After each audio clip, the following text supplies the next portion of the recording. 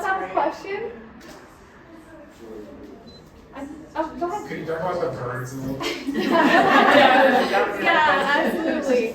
So the birds kind of came from, they're snowy egrets, by the way. That's kind of the inspiration behind them. Snowy egrets are usually these tall, lanky birds, really awkward, but they're elegant at the same time, which I can really relate to. And so I like to paint these awkward postures that make it peaceful and colorful at the same time. And playing with the outline, again, is creating a structure for what I like to do is chaotic on the inside. And it's kind of a balance and a mirror of what's going on inside of me, trying to balance my own inner masculine and feminine. And I do see my painting process as kind of an extension of my internal process, and which is why it kind of ends up being a little more abstract.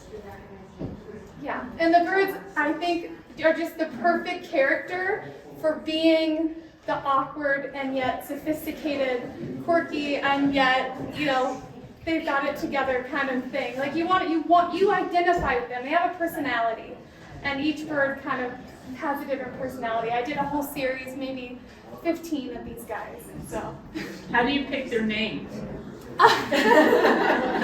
Well, okay, so it's really, I look at what they came out to be, and then I think of, who does that remind me of?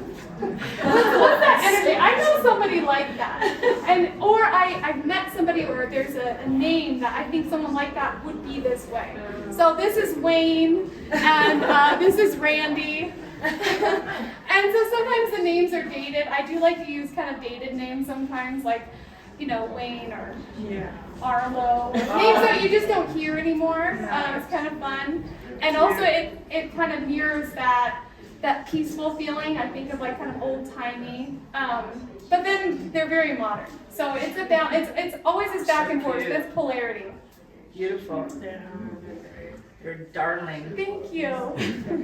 And so silly.